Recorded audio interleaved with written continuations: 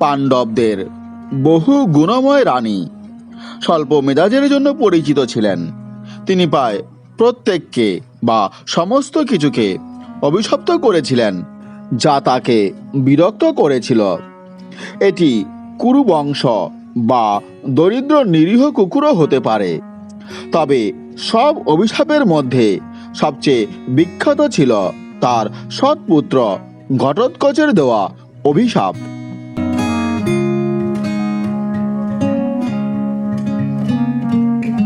অর্জুন স্বয়ম্বর সভায় দ্রৌপদীকে জয়লাভ করেছিলেন। মায়ের নির্দেশে 5 ভাইয়ের মধ্যে তাকে ভাগ করে নেওয়ার সিদ্ধান্ত নেওয়া হয়েছিল।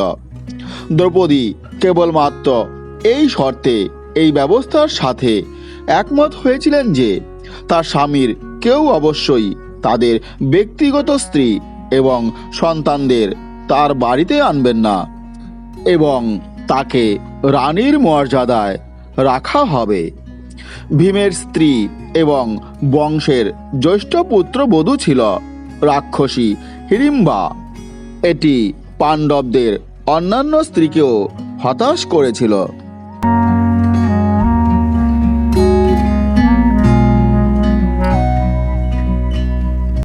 একবার ভীম ও হিড়িম্বার পুত্র ঘটোৎকচ তার বাবার সাথে দেখা করতে আসেন।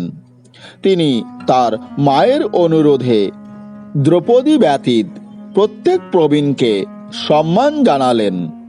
ঘটোৎকচের এই ব্যবহারে দ্রৌপদী অত্যন্ত রেগে গেলেন এবং তাকে অভিশাপ দিলেন যে ঘটোৎকচ স্বল্পায়ু হবে।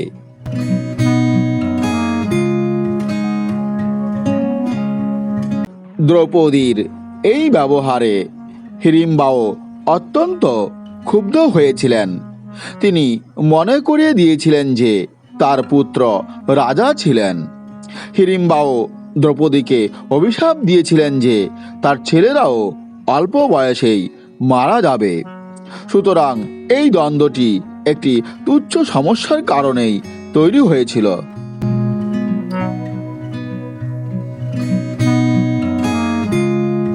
দ্রৌপদী একবার চম্বল নদীকেও অভিশাপ দিয়েছিলেন।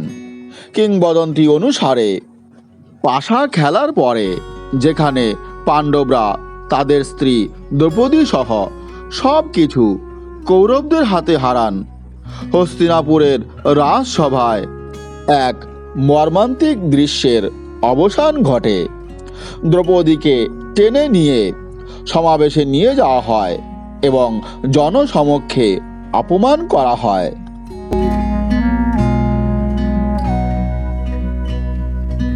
পাণ্ডব এবং কৌরবদের মধ্যে পাশা খেলার পর দ্রৌপদী চম্বল নদীকে অভিশাপ দিয়েছিলেন।